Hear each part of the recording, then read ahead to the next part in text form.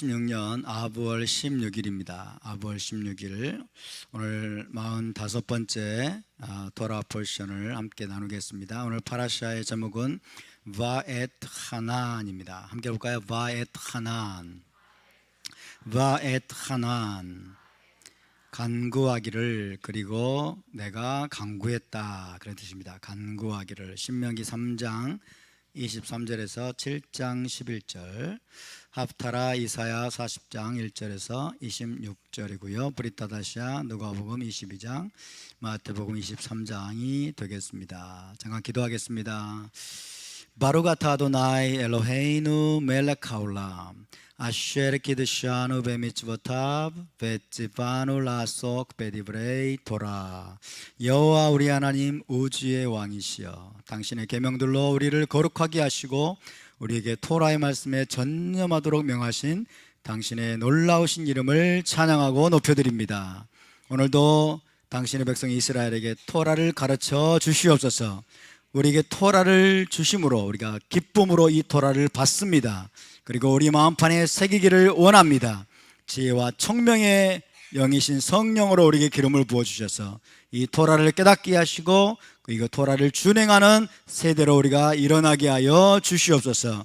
우리가 가나안 땅으로 들어가기 직전의 세대로서 주님이 토라를 배우는 일에 결코 소홀함이 없도록 우리에게 특별한 은총을 더하여 주시옵소서. 감사드리며 예수와의 이름으로 기도하옵나이다. 아멘. 자, 오늘 바엣 하난, 신명기 3장 23절 말씀이죠. 바엣 하난이라는 단어로 시작되고 있습니다. 바엣 하난. 다시 해볼까요? 바엣 하난. 바엣 하난. 내가 간구했다. 엘 아도나이, 여호와께 내가 간구했다, 그렇게 되어 있습니다. 자, 오늘 암송 구절, 여러분 토라를 암송하시기 바랍니다. 데바림 4장 2절 말씀 우리말로 한번 해볼까요? 시작. 내가 너희에게 명령하는 말을 너희는 가감하지 말고 내가 너희에게 내리는 너희 하나님 여호와의 명령을 지키라. 굉장히 중요한 말씀입니다. 내가 너희에게 명령하는 말을 너희는 가감하지 말고, 더하거나 빼지 말고, 내가 너희에게 내리는 너희 하나님 여호와의 명령을 지키라. 로 토시프 알 핫다발 아쉐 아노키 메짜베트캠 벨로 티그레우 미멘누 리시모르 에트미트보트 아도나이 로헤캠 아쉐 아노키 메짜베트캠 그랬습니다. 로 토시프, 이 토시프는 아사프에서 온 거죠. 아사프가 더하다, 거두다, 모으다 이런 뜻입니다. 아사프. 그래서 토시프 그러면 더하다죠. 로는 부정 명령이죠. 로 토시프, 더하지 말아라. 알 핫다발, 말씀 위에, 그죠? 말씀 위에 더하지 말아라. 아쉐 아노키 메짜페, 내가 명령하는 말씀입니다. 내가 명령하는 말씀 위에 더하지 말아라. 에트캠, 너희에게 명령하는 말씀이죠. 벨로 티그레우, 티그레우라고 하는 것은 가라라는 어글에서 왔습니다. 가라는 것은 뭐예요? 가라는 거예요. 가라는 가라, 이건 제하다 이런 뜻이에요. 제하다, 제거하다. 그래서 가라, 여기 쉽죠? 벨로 티그레우, 그리고 제하지도 말아라, 제거하지 말아라. 축소시키다, 감소시키다, 제거하지 말아라. 민멘누, 그것으로부터 제거하지 말아라, 빼지 말아라. 그리고 리시모르, 지키기 위하여. 리시모르, 샤마라가 지키다죠. 지키기 위하여 더하지도 말고 빼지도 말아라. 무엇이냐면 에트 미트보트 아도나이 엘로헤켐, 너희 하나님 여호와의 계명들을 지키기 위하여. 그죠? 지키기 위하여. 어떻게 하느냐? 아쉐 아노키 메짜페 에트캠, 내가 너희에게 명령하는 너희 하나님 여호와의 계명들, 이렇게 되어 있습니다. 굉장히 길어 보이지만 그러나 별로 어려운 단어가 없어요. 아쉐 아노키 메짜페 에트캠 반복이 되고 이러기 때문에. 자, 함께 읽어보겠습니다. 천천히 시작. 로 토시프 알 핫다발 아쉘 아노키 메짜페 에트켐 벨로 티그레 우 민멘누 리슈몰 에트 미츠봇 아도나이 엘로헤켐 아쉘 아노키 메짜페 에트켐. 다시 한번 시작. 로 토시프 알 핫다발 아쉘 아노키 메짜베 에트켐 벨로 티그레 우 민멘누 리시모르 에트 미츠봇 아도나이 엘로헤켐 아쉘 아노키 메짜베 에트켐. 우리말로 시작. 내가 너희에게 명령하는 말을 너희는 가감하지 말고 내가 너희에게 내리는 너희 하나님 여호와의 명령을 지키라. 여호와의 명령을 지키라. 가감하지 말고 지키라. 가감하지 말라는 말이 신명기에만도 2번이나 나오고 있는데, 그러나 유대교도 그렇고 기독교도 그렇고 너무나 많이 가감을 해버렸죠. 유대교도 너무나 많이 더했고 뺐고, 기독교도 마찬가지고 너무나 많이 더하고 빼고, 그래가지고 하나님의 말씀이 너무나 혼탁해졌습니다. 그러나 우리가 이 명령을 여러분 우리가 가감하지 말고 지키기를 바랍니다. 아멘. 자, 오늘 바엣 하나님의 전체적인 내용을 한번 살펴보겠습니다. 모세가 하나님 앞에 간구합니다. 가나안 땅에 들어갈 수 있도록. 나로 하여금 그 아름다운 땅, 모세의 관점은 뭐예요? 아름다운 땅이에요. 젖과 꿀이 흐르는 그 아름다운 땅에 들어가게 해 주십시오. 하나님이 No, enough, 됐다, 됐다 그랬어요. Enough. 지난주에 라블라켐 기억나십니까? 이때는 라블레카 그래요. 라블레카, 됐다. 그리고 이제 모세의 간구가 거절이 됩니다. 모세는 가나안 땅에 들어갈 수 없게 됩니다. 모세가 가나안 땅에 들어가지 못한 이유는 뭘까요? 모세가 가나안 땅에 들어가지 못한 이유, 우리 교회에 종훈이라는 아이가 있습니다. 미카야라는 종훈이라는 아이가 탁 손을 들더니, 지난주에 모세가 가나안 땅에 들어가지 못한 이유를 아는 사람? 종훈이가 탁 손을 들더니 이야기해봐 그랬더니 대답이 아주 창조적입니다. 늙어 빠져서요 이랬대요. 늙어 빠져서 못 들어갔대요. 아이고, 그것도 참 한 가지 이유가 될 수 있습니다. 너무 늙어가지고 늙어 빠져서 한 가지 이유가 될 수 있는데, 너무나 아이디어들이 기가 막히죠. 어쨌든 못 들어갔습니다. 그리고 이제 너는 가나안 땅에 들어갈 수 없으니 이제 여호수아에게 기름을 붓고 여호수아를 세우라고 말씀하죠. 4장으로 넘어가면 하나님께서 명령하십니다. 하나님의 명령을 가감없이 지키라. 그리고 부지런히 배우고 그리고 너희 자녀에게 가르쳐라.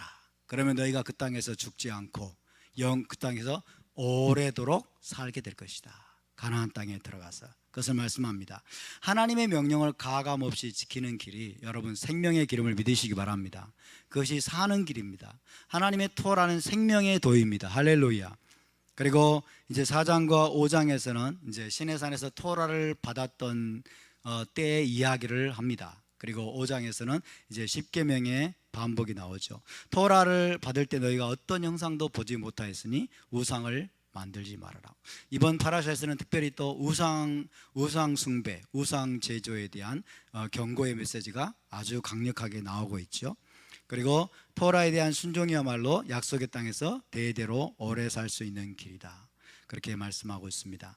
시내산에서의 언약과 십계명을 또 반복해서 제시하면서 삼가 지켜라, 삼가 지켜라. 이번 파라샤는 굉장히 중요한 파라샤죠. 십계명이 나오고 쉐마가 나오고 있어요. 그죠? 토라 전체에서 가장 중요한 명령이 뭡니까? 쉐마잖아요. 이스라엘아 들으라. 예수와께서도 가장 크고 첫째 되는 계명이 쉐마 명령이라고 말씀하죠. 그죠? 마음을 다하고 목숨을 다하고 힘을 다하여 내 하나님 여호와를 사랑하라. 그 쉐마 명령이 오늘 여러분 여기에 나오고 있고, 토라의 613경 토라 전체 계명들을 요약하면 뭐예요? 10계명이죠. 10가지 말씀들. 그래서 10가지 말씀들과 쉐마 명령이 오늘 파라샤에 다 나오고 있어요. 그래서 이 파라샤가 얼마나 중요한 내용인가를 우리가 알 수 있을 것입니다. 쉐마 명령 가장 첫째 되는 계명을 말씀하시고 이제 6장으로 넘어가서 이 계명들을, 이 토라를 너희 자녀에게 부지런히 가르쳐라. 부지런히 가르쳐라. 오늘 우리가 아이들을 축복하고 기도했습니다마는 여러분 축복하고 기도하는 것으로 끝나면 안 됩니다. 우리는 아이들에게 토라를 부지런히 주어야 돼요. 아멘. 할렐루야. 누워 있을 때든지 앉아 있을 때든지 길을 갈 때든지 집에 있을 때든지 언제 어디서든지 토라 이야기를 하라는 거예요. 토라를 가르치라는 거예요. 토라를. 그래야 이 아이들이 바르게 여러분 자랄 수 있고 세상을 이기는 세대가 될 수 있을 줄로 믿습니다. 그래야 이 아이들이 중요한 것은 메시아 왕국에 들어갑니다. 그래야 메시아 왕국에 들어갈 수 있는 아이들로 자랄 수가 있어요. 토라를 모르고 토라를 준행하지 않는 그런 아이들로 자라면 여러분 아무리 부모가 돈을 많이 주고 게임기를 많이 사주고 아무리 많은 세상적으로 멋진 교육을 시켰다 하더라도 이 아이들의 영혼은 아무도 장담할 수가 없습니다. 그리고 이제 7장, 6장 하반부와 7장으로 넘어가면 너희는 가나안 족속과 절대로 언약을 맺지 말아라. 가나안 족속은 어떤 족속입니까? 완전히 우상과 일체가 된 족속이에요. 우상과 완전히 동화돼 버린 족속이에요. 그런 족속과 언약을 맺는다고 하는 것은 뭐예요? 그들의 우상을 받아들이는 행위가 되는 것입니다. 그래서 가나안 7족속과 언약을 맺지 말고 모든 우상을 불사르라. 모든 우상을 불사르라. 그렇게 명령하는 아주 중요한 내용이 되겠습니다. 신명기 전체가 너무 중요합니다. 신명기 전체를 우리가 여러분 굉장히 주의해서 한 말씀 한 말씀을 우리가 여러분 공부하고 또 우리 마음에 새기는 마음으로 이 말씀을 계속해서 우리가 여러분 연구하고 배워가야 될 줄로 믿습니다. 우리 모세 라베누, 우리의 랍비이신 모세가 여러분 120세에 여러분 노구를 이끌고 지금 모압 평지에서 죽기 전에 마지막 유언적인 여러분 토라 강론을 하고 있는 겁니다. 그래서 우리가 얼마나 집중해서 이 말씀 한마디 한마디를 들어야 되는지를 우리가 다시 한번 심각하게 생각하면서 이 말씀들을 공부할 수 있기를 바랍니다. 자, 오늘은 위로의 샤밧입니다. 위로의 샤밧 함께 볼까요? 샤밧 나하무, 샤밧 나하무. 네, 위로의 샤밧에 위로의 샤밧에 이스라엘 공동체가 읽는 하프타라가 있습니다. 선지서 말씀은 이사야 40장입니다. 이사야 40장 1절에서 아마 26절까지입니다. 그래서 이사야 40장에 나와 있는 이 단어를 가지고 이름이 붙여졌어요. 샤밧 나하무. 자, 너희의 하나님이 이르시되, 시작. 너희의 하나님이 이르시되 너희는 위로하라, 내 백성을 위로하라. 너희는 예루살렘의 마음에 닿도록 말하며 그것에게 외치라. 그 노역의 때가 끝났고 그 죄악이 사함을 받았느니라. 그의 모든 죄로 말미암아 여호와의 손에서 벌을 배나 받았느니라 할지니라 하시니라. 아멘. 너희의 하나님이 이르시되 너희는 위로하라, 내 백성을 위로하라. 이 말씀이 어떻게 히브리어로 되어 있습니까? 나하무, 나하무, 아미 그랬습니다. 나하무가 2번 반복됩니다. 나하무, 나하무, 아미. 위로하라, 위로하라, 내 백성을. 그렇게 되어 있습니다. 나하무라는 단어를 취해서 오늘 그래서 위로의 샤밧, 샤밧 나하무라고 합니다. 나하무라는 단어가 왜 반복됐을까요? 왜 2번 나올까요? 왜 2번 나올까요? 네. 또 왜 2번 나올까요? 조금 이따가 간단하게 나누고요. 자, 샤밧 나하무 함께 이제 위로의 7주가 시작이 되죠. 위로의 7주. 티샤베아브 금식 후에 지난주에 우리가 티샤베아브 일요일 날 티샤베아브 금식을 했는데 티샤베아브 금식 후에 샤밧부터 시작해서 이제 7주간 오늘부터입니다. 오늘부터 7주간을 위로의 7주간이다 그렇게 합니다. 그래서 하나님의 위로하심, 하나님의 위로하심에 초점을 맞추는 그런 기간이 바로 위로의 7주입니다. 오늘날 여러분 이사야 40장에 내 백성을 위로하라는 말씀을 읽고 이 말씀이 중요하다는 것을 아는 사람들은 많은데 이게 정말 무슨 뜻인지를 아는 사람은 그렇게 많지 않습니다. 이게 정말 무슨 뜻인지, 이게 하나님의 언어인데 하나님께서 지금 어떤 의미로 이 말씀을 하고 있는지를 아는 사람은 정말 많지 않습니다. 다 감정적인 위로를 생각하고 있는 거예요. 감정적인, 유대인들에게 그냥 감정적으로 어떤 위로를 해주는, 그들의 마음을 만져주는 그런 차원의 위로라고만 생각을 하는 것이죠. 그러나 그것도 물론 포함되겠지만은 결코 그것만이 아닙니다. 자, 위로의 7주 티샤베아브 금식이 끝난 직후에 샤바부터 시작해서 7주간을 위로의 7주라고 부르고, 이제 그 종착역, 그 이제 목적지는 나팔절입니다. 그 직후에 나팔절이 옵니다. 우리가 지금 이런 사이클을 알아야 됩니다. 이 히브리인들의 삶의 사이클, 이스라엘에게 주신 삶의 사이클이 바로 이겁니다. 티샤베아브 금식을 하고, 금식이 끝나면 곧바로 이제 위로의 7주간이 시작이 되면서 샤밧 나하무를 맞이하게 되고, 그러면서 위로의 7주간을 우리가 지내는 동안에 하나님이 이스라엘에게 주실 위로에 초점을 맞추게 되고, 그리고 그 위로의 마지막 결론은 뭐예요? 나팔절입니다. 나팔절에는 메시아가 오시는 겁니다. 할렐루야.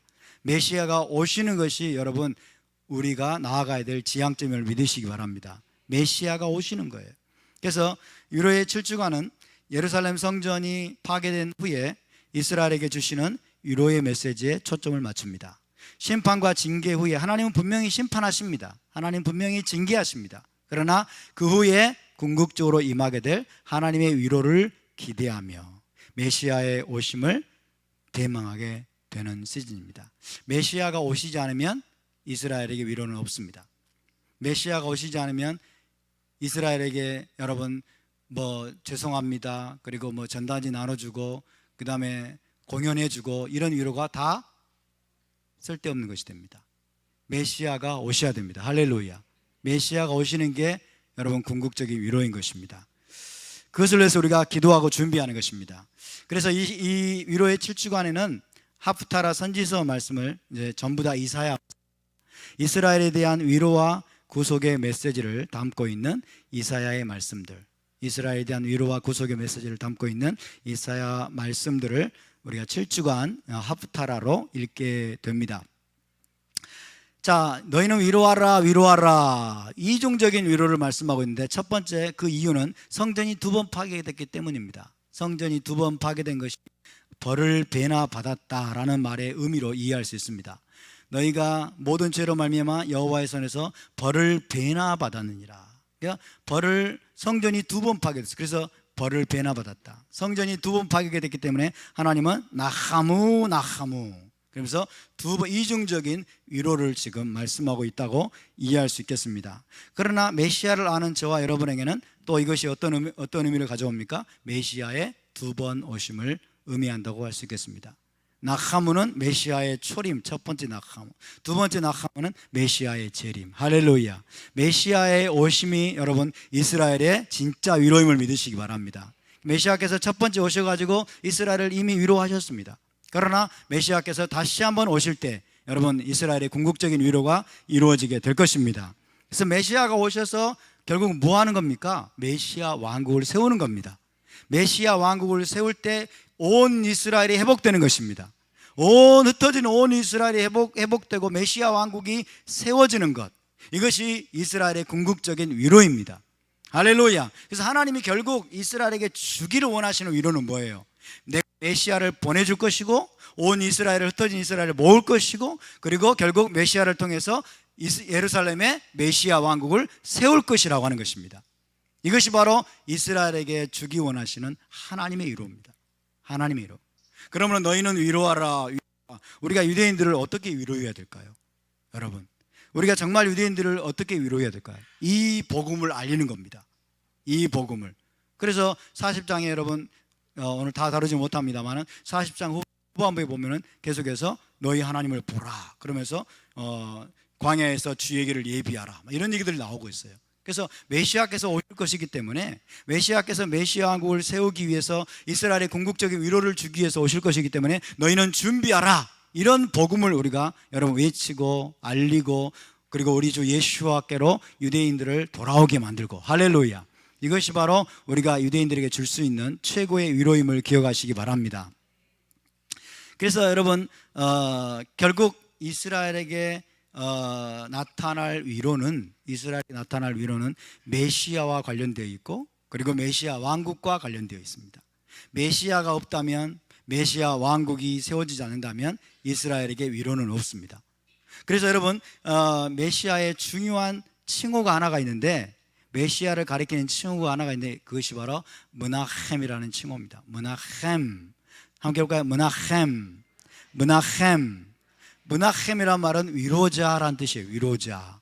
이스라엘의 위로자. 할렐루야. 이스라엘의 위로자가 누구예요? 메시아입니다. 이스라엘 위로자가 메시아 예슈아이십니다. 할렐루야. 예슈아께서는 여러분 재림하시는데 뭐하러 재림하십니까? 이스라엘을 위로하시기 위해서. 아멘입니까? 그냥 감정적으로 위로하는 게 아니에요. 그냥 마음만 만져주고 감정적으로 힘들었지 이게 아니에요. 여러분, 이스라엘을 위로하러, 이스라엘의 위로자로서 므나헴으로 오시는데 그것은 결국 뭐냐면 이스라엘의 모든 대적들을 멸하시고 예루살렘의 성전을 회복하고 예루살렘에서 여러분 메시아 왕국을 건설하시는 거. 할렐루야. 그 자체가 이스라엘의 위로임을 기억하시기 바랍니다.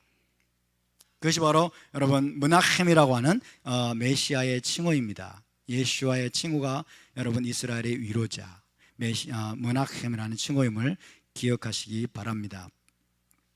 자, 우리가 이런 어떤 이해를 가지고 위로의 7주간을 우리가 보내고 또 나팔절을 향해서 우리가 나아갈 수 있기를 바랍니다. 오늘은 파라샤 바엣 하나님에 계시된 하나님이라는 어떤 주제를 가지고 이런 띠을 가지고 함께 말씀을 나눠보겠습니다. 먼저 4장 24절을 우리 함께 있습니다. 시작. 내 하나님 여호와는 소멸하는 불이시요 질투하시는 하나님이시니라. 오늘 신명기 4장 24절에 나와 있는 말씀인데 오늘 이 바엣 하나님은 하나님의 속성에 대해서 여러 가지 차원으로 계시가 되어 있습니다. 그래서 저와 여러분이 추구해야 될 것은 뭐냐면 하나님의 다양한 속성을 균형 있게 알아야 된다는 것입니다. 하나님이 어떤 분인지를 아는 것, 이것이 우리의 부르심입니다. 아멘. 하나님이 누구인 줄을 모르는 사람들이 너무나 많습니다. 자기가 그동안 알고 있는 여러분 세상적인 차원의 혹은 한국적인 차원의 어떤 신관, 하늘님 이런 관점을 가지고 이런 생각을 가지고 그냥 교회를 왔다 갔다 하는 사람들이 너무나 많은 거예요. 그냥 기복적인 하나님, 복을 빌면 복을 주시는 하나님, 그 다음에 뭐 문제가 있으면 문제를 해결해 주시는 하나님, 그 다음에 뭐 화가 있으면 화를 면해 주시는 하나님, 이런 종류의 여러분 아주 샤머니즘적인 그런 신관을 가지고 교회를 왔다 갔다 하는 사람들이 너무나 많아요. 그렇기 때문에 여러분 이런 사람들은 10년이 지나도 신앙이 성장하지 않습니다. 10년이 지나도 사람이 변화되지 않습니다. 문제가 해결되지 않아요. 그러나 성경에서 말하는 하나님은 바로 그런 하나님이 아니십니다. 성경에서 말하는 하나님의 다양한 속성들을 우리가 균형 있게 알아가야 될 줄로 믿습니다. 어느 한쪽으로 치우치면 안 됩니다. 사랑의 하나님만 붙들고 있으면 안 돼요. 여러분 심판하시는 하나님만 또 여러분 붙들면서 부들부들 떨면 안 돼요. 사랑의 하나님만 붙들고 있는 사람은 방자하게 됩니다. 방종하게 됩니다. 심판의 하나님만 생각하는 사람은 여러분 부들부들 떨면서 자유가 없어요. 그래서 저와 여러분의 추구는 뭐냐면 하나님의 다양한 속성을 성경에 계시된 대로, 아멘, 성경에 계시된 대로 우리가 하나님을 알아가는 것. 우리가 그동안 여러분 잘못 알아왔던 하나님에 대한 모든 여러분 고정관념들, 편견들, 이것들이 우리가 성경을 배워가면서 여러분 다 제거되야 될 줄로 믿습니다. 우리의 전 이해를 가지고 우리가 쓰고 있는 어떤 안경을 가지고 성경을 보면 성경의 말씀이 왜곡됩니다. 하나님의 말씀이 왜곡돼 버립니다. 그러면 하나님은 우리를 통해서 아무 일도 하실 수 없게 됩니다. 여러분 성경 전체는 유일한 창조주, 특별히 이스라엘의 하나님을 계시하고 있는 책입니다. 따라서 하나님은 이스라엘의 하나님이십니다. 아멘입니까? 여러분 이게 100% 동의가 되십니까? 하나님은 이스라엘의 하나님이세요. 할렐루야. 자, 유일한 창조주 이스라엘의 하나님을 계시하고 있는 책인데, 그래서 하나님의 모든 속성, 모든 뜻과 목적을 이 성경에서 계시하고 있습니다. 하나님의 모든 다양한 속성들, 모든 뜻과 목적들. 그런데 하나님의 속성은 종종 상반되는 듯한 속성을 가지고 있습니다. 하나님은 때로는 무섭습니다. 두렵습니다. 어미하십니다. 하나님은 때로는 여러분 멸절시키는 분이고 때로는 보복하는 하나님이세요. 복수하시는 하나님으로 나타납니다. 근데 하나님은 때로는 너무나 사랑의 하나님, 자비와 긍휼이 많으신 하나님. 그래서 이 둘 사이에서 막 왔다 갔다 하면서 헷갈리는 분들이 있어요. 왜냐하면 자기 고정관념을 가지고 있기 때문에 그래요.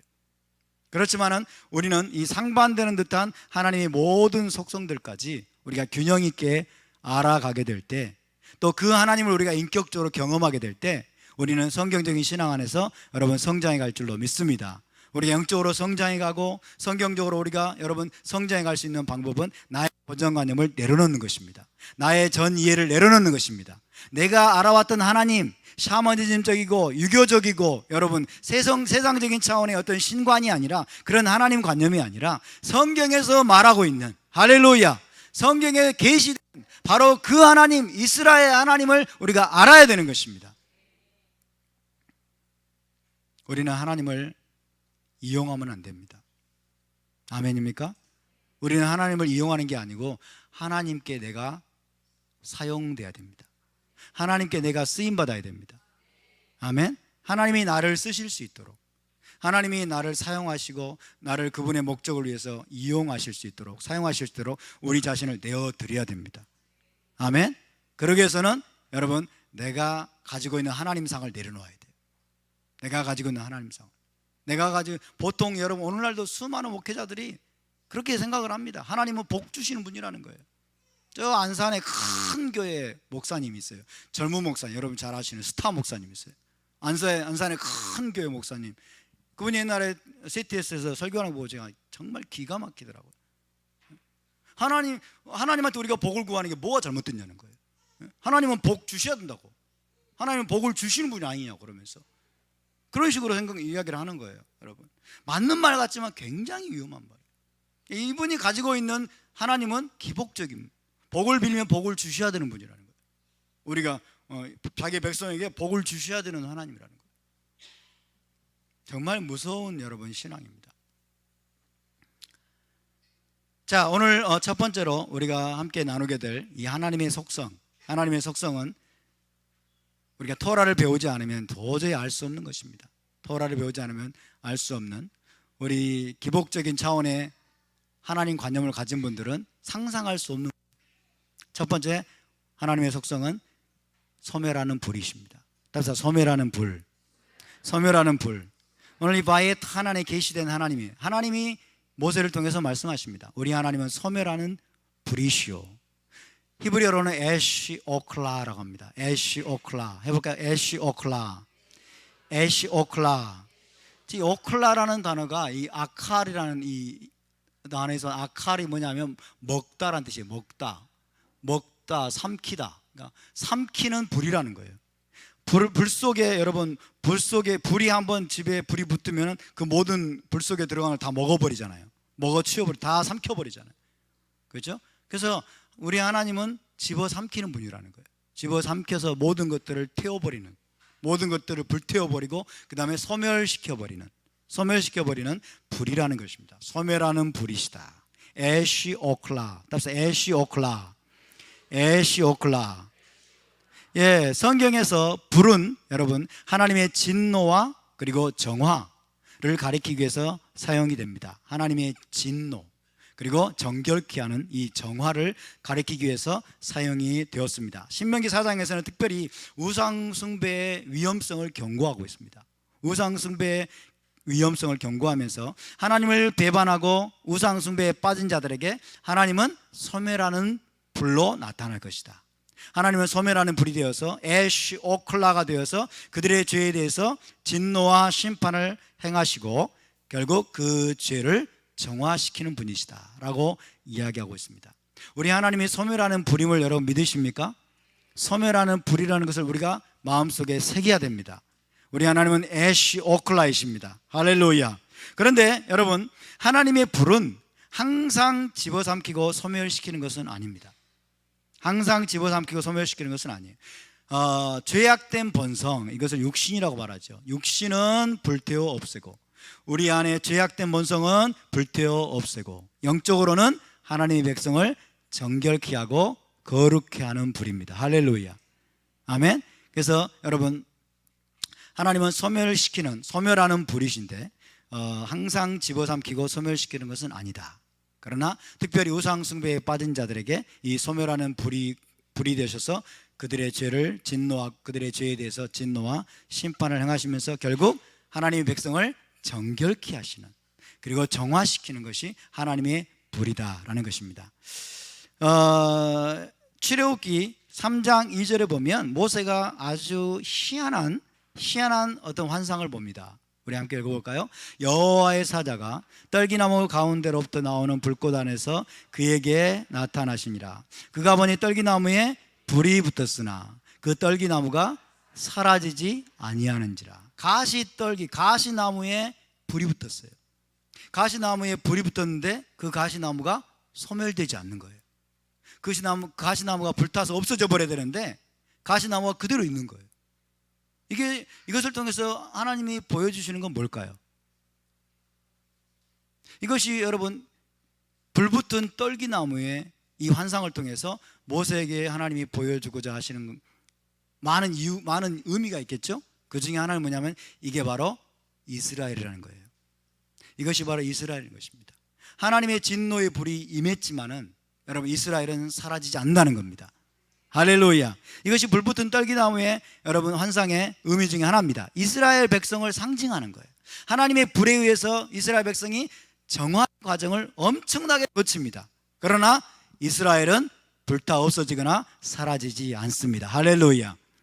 그러나 여러분, 이스라엘 안에서도 회개를 거부하는 자들은 소멸하는 불에 멸망당할 수도 있습니다. 끝까지 여러분, 하나님의 명령을 거역하고 대적하고 회개하려고 하지 않는 자들은 이 소멸하는 불에 의해서 멸망당할 수도 있지만, 그러나 이스라엘은 사라지지 않습니다.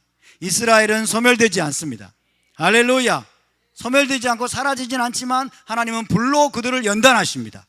불로 그들을 여러분 심판하십니다. 불로 그들을 징계하셔서 불로 그들을 정화시키는 분이십니다.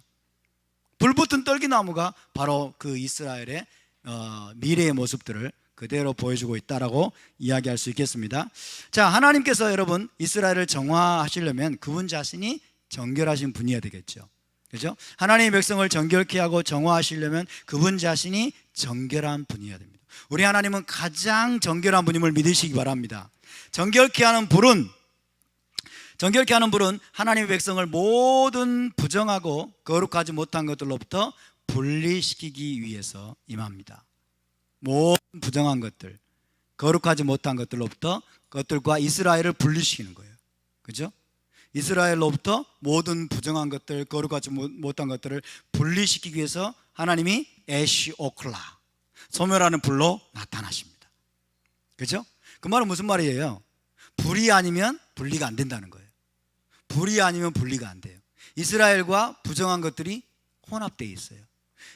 하나님의 신부 이스라엘과 거룩하지 못한 것들이 지금 일체가 되어 있는 거예요. 이스라엘이 그들을 끌어안고 있는 거예요. 우상들을 숭배하고, 그 다음에 토라를 벗어나서 그들이 악을 행하고, 그 다음에 비방과 중상모략과 도둑질과 온갖 이스라엘 공동체 안에 그 더러운 죄들이 다 그것들이 들어와가지고 이스라엘과 지금 한 덩어리가 돼버린 거예요.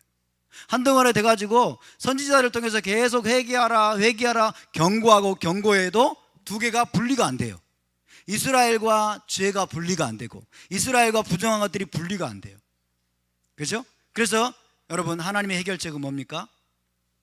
그래, 너희들이 분리하기 싫다면 어쩔 수 없지, 알아서 해. 그리고 하나님 내버려 두시는 분이 아니라 하나님이 이스라엘을 너무나 사랑하기 때문에 분리시켜 주시는 분입니다.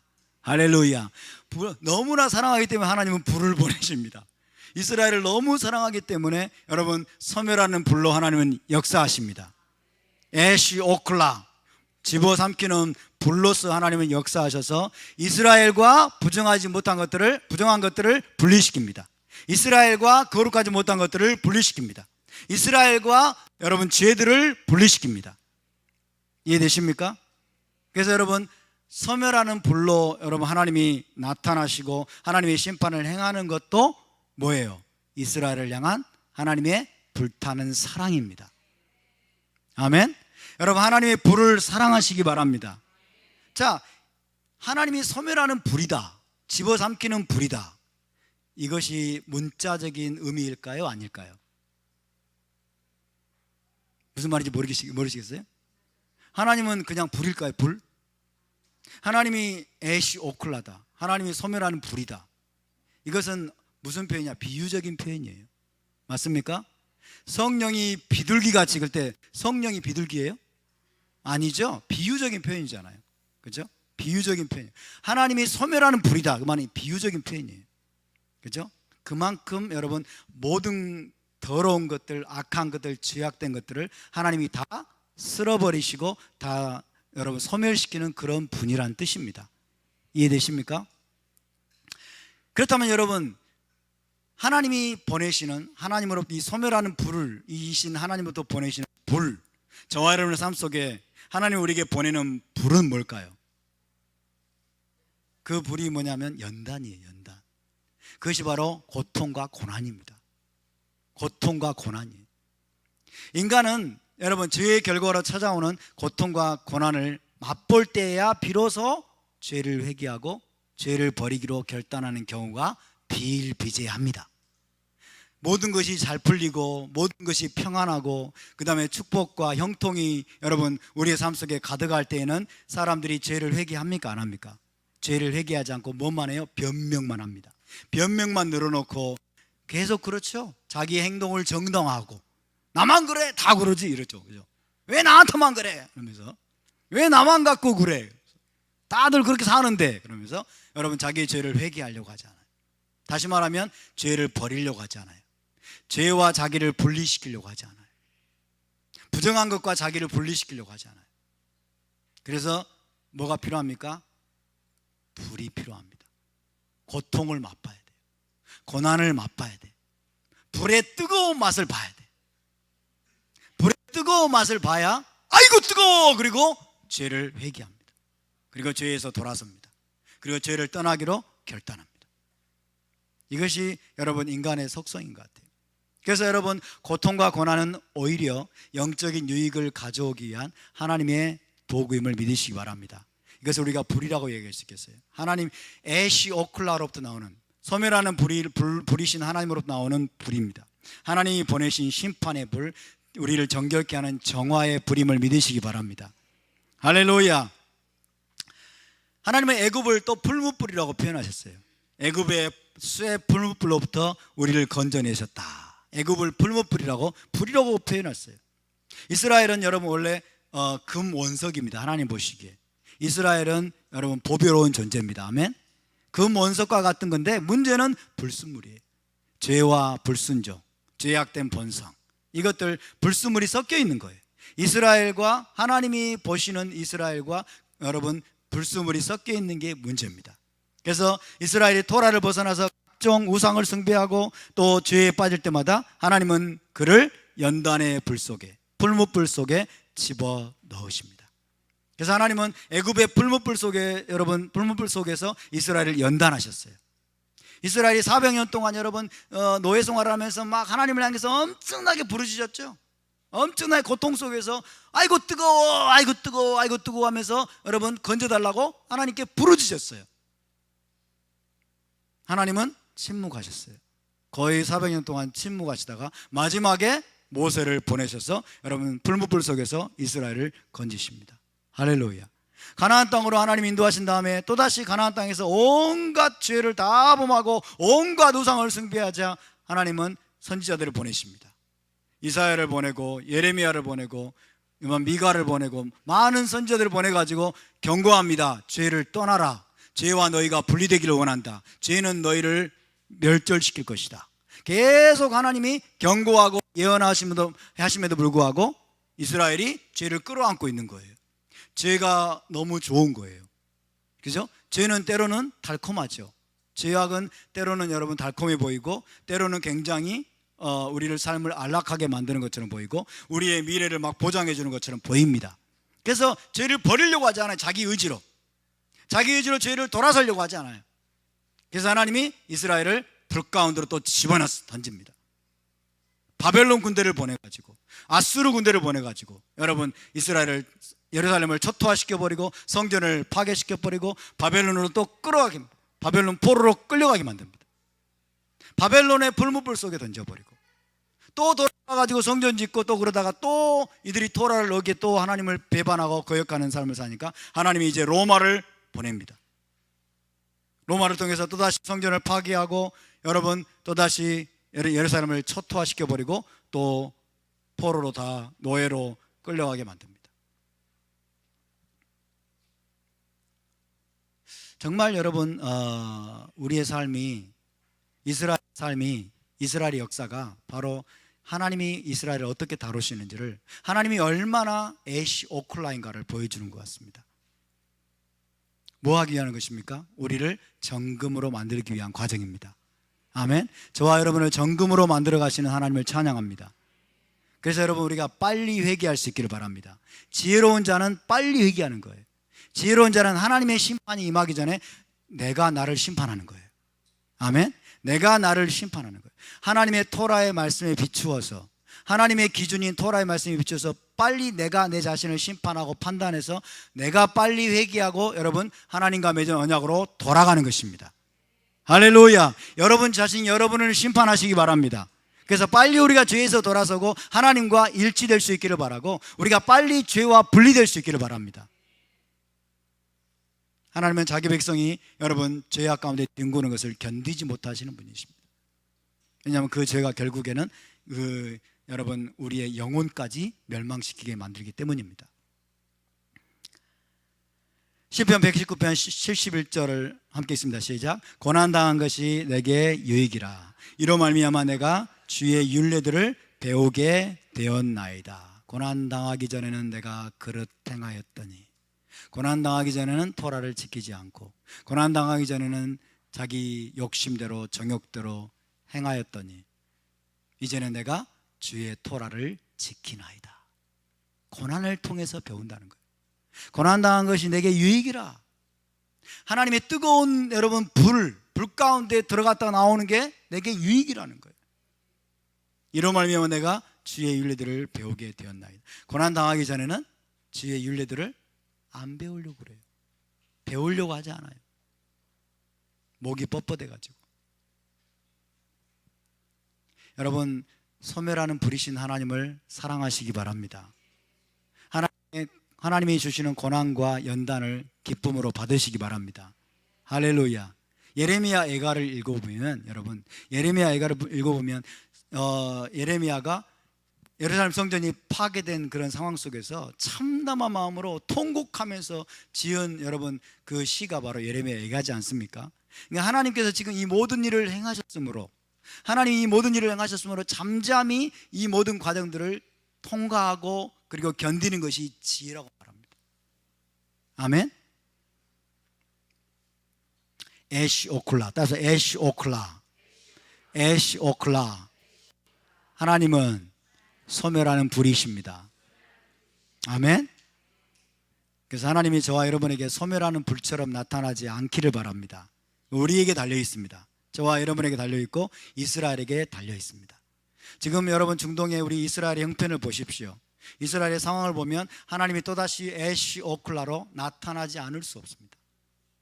나타나지 않을 수 없어요.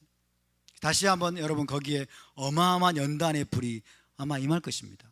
우리의 삶 속에서도 여러분 그럴 수 있습니다. 저와 여러분이 경고를 받을 수 있기를 바랍니다. 오늘 모세를 통해서 주시는 이 경고의 메시지를 우리가 여러분 온전히 받을 수 있기를 바랍니다. 할렐루야. 두 번째는 하나님은 질투하는 하나님이라고 말씀하고 있습니다. 따라서 질투하는 하나님, 질투하는 하나님, 엘칸나. 따라서 엘칸나, 엘칸나. 질투의 하나님이에요. 하나님은 질투하시는 분이다 하는 겁니다. 하나님이 질투하는 하나님이라고 하니까 이거를 또 착각하면 안 됩니다. 오해하시면 안 됩니다. 하나님의 질투는 인간의 여러분 아주 어리고 유치하고 이기적인 감정으로서의 질투가 아니에요. 인간의 유치하고 이기적인 감정으로서의 질투가 아니라 거룩한 질투심입니다. 할렐루야. 이스라엘이 누구입니까? 하나님의 신부입니다. 이스라엘이 우상 숭배에 빠지면 여러분 영적 간음에 빠졌을 때 그 신부를 향해서 타오르는 거룩한 감정이에요. 하나님이 품고 있는 질투는 여러분 거룩한 감정임을 믿으시기 바랍니다.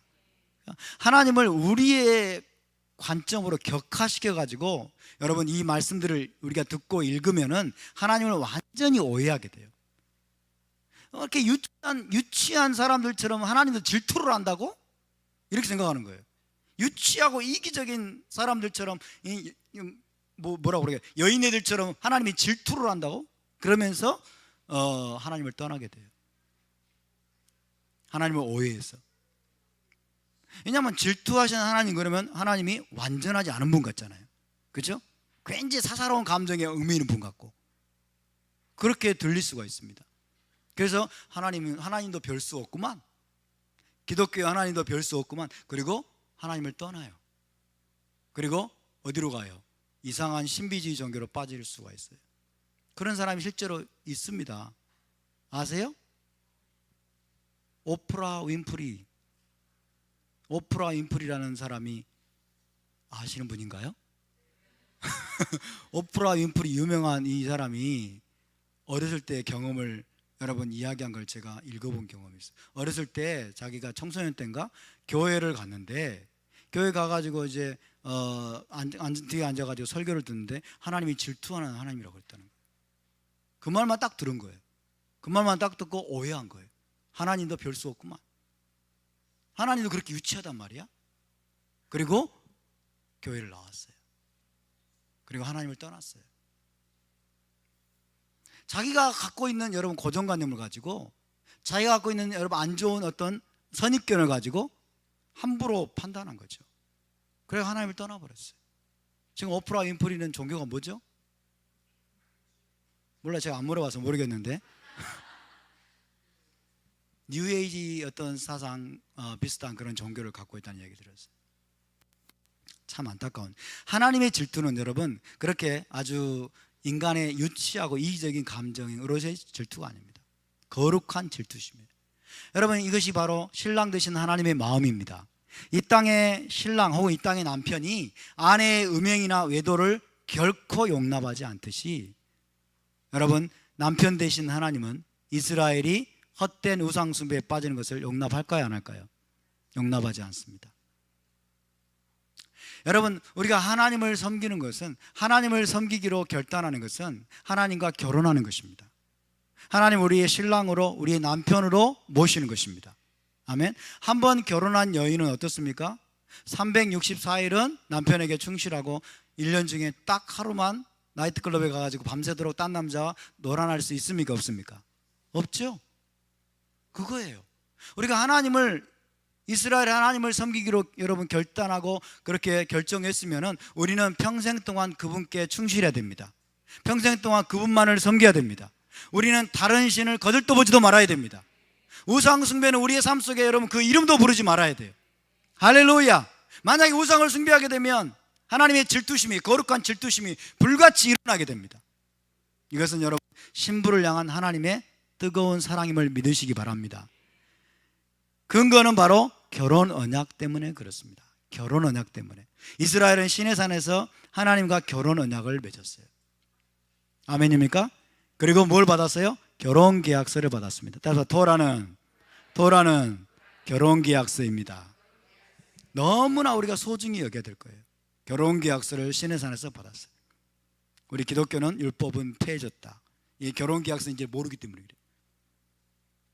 그래서 여러분 이 결혼 계약서의 중요한 내용 중에 하나가 뭐예요? 어떤 우상도 만들지 말고, 어떤 우상도 섬기지 말고, 어떤 우상 숭배에 너희는 빠져서는 안 된다는 거예요. 할렐루야. 따라서 이스라엘의 하나님은 우리의 남편이십니다. 아멘. 이스라엘 하나님 우리의 남편이세요. 우리의 신랑이세요.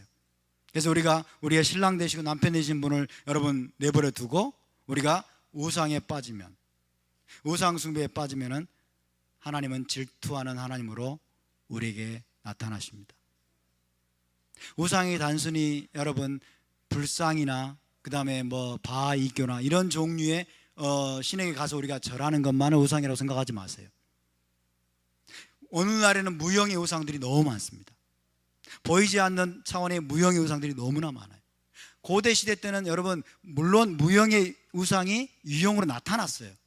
그죠? 사람들 안에서 섬기는 우상이 여러분 그렇게 상으로 나타났지만 오늘날에는 상으로는 안 나타날지 모르지만 전부 다 마음속에 우상을 품고 있어요. 전부 다. 예를 들면 오늘날 많은 사람들이 만몬신을 섬기고 있죠. 그죠? 물질, 돈을 우상으로 섬기고 있어요. 돈을. 돈에 집착하고, 돈이 하나님이에요. 돈이 자기에게 기쁨을 줘.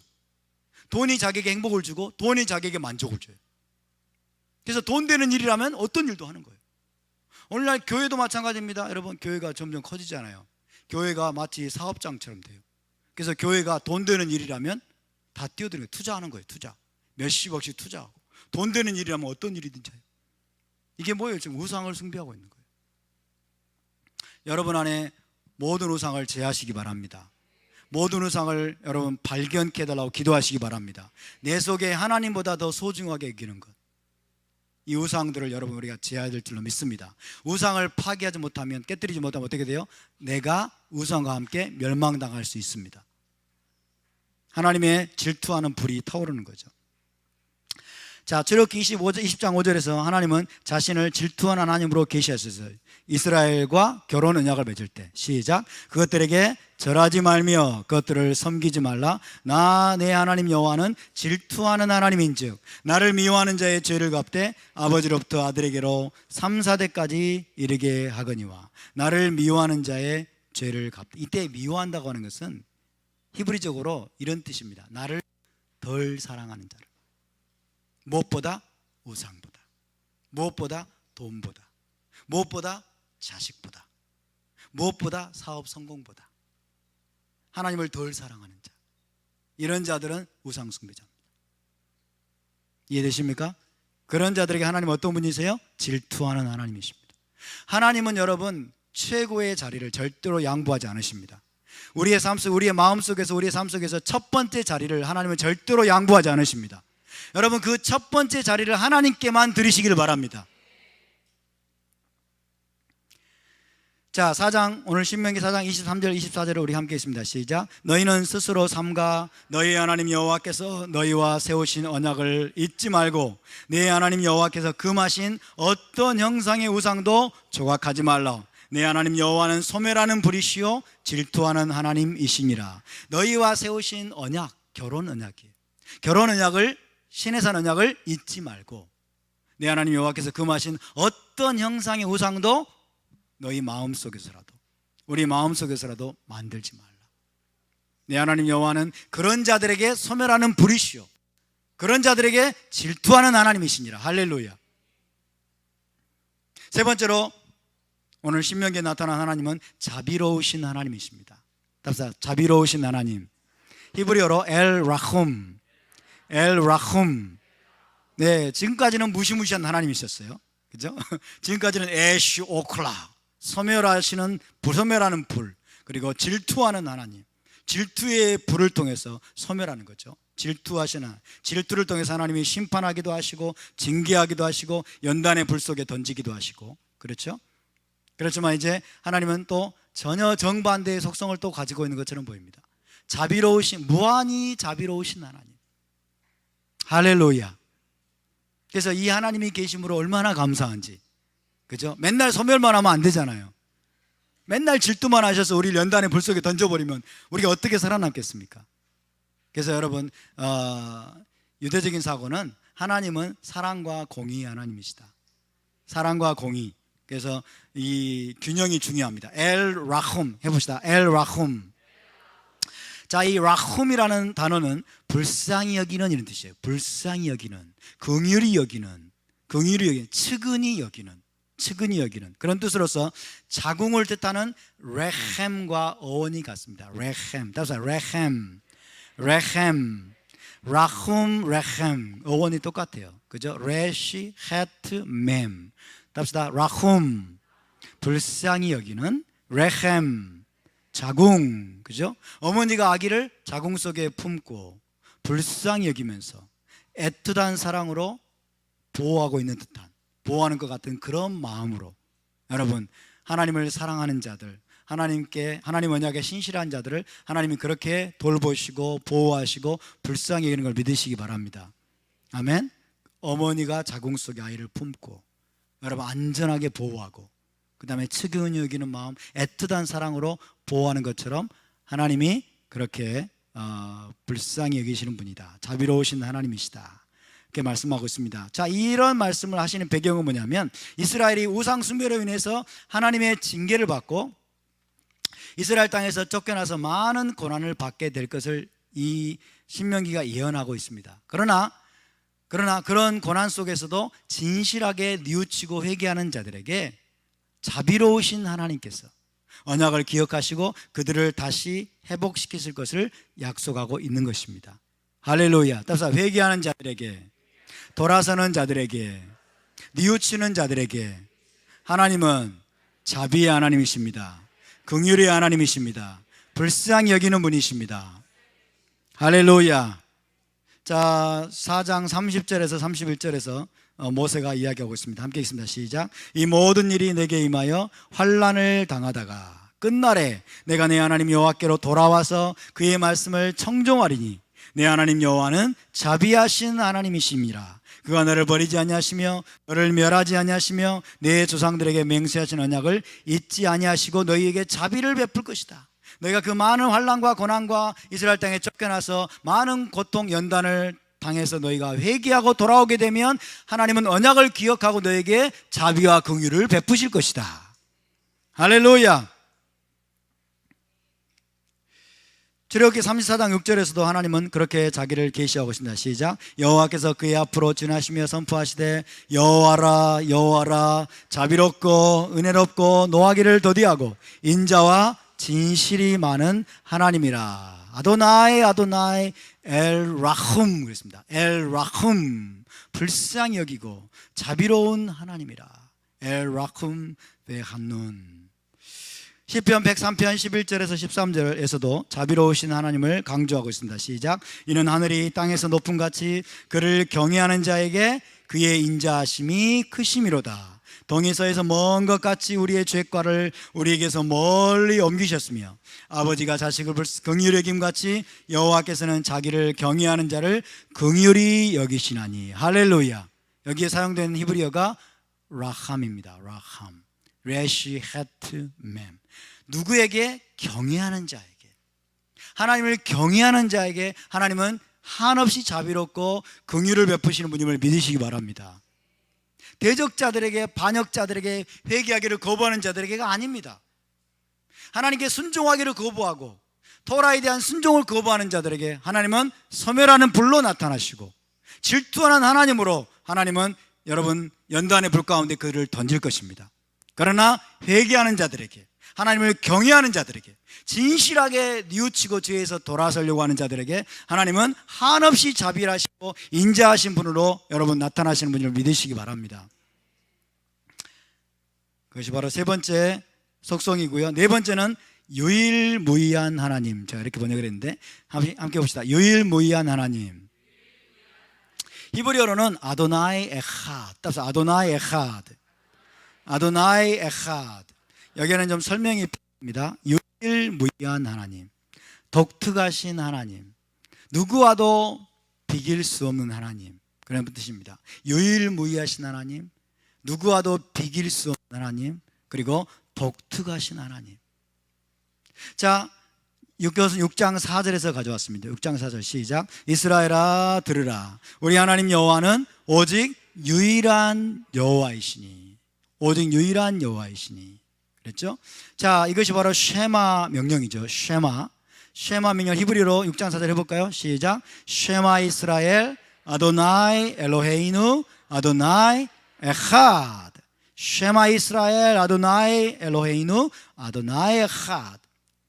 이 신명기 6장 4절에서 9절까지를 보통 쉐마라고 합니다. 쉐마. 6장 4절에서 9절은 모든 유대적인 신앙의 핵심이고 또 신명기의 중심 구절이라고 말할 수 있고 성경 전체에서 제일 중요한 그런 명령이라고 말할 수 있겠죠. 왜? 첫째 계명이니까.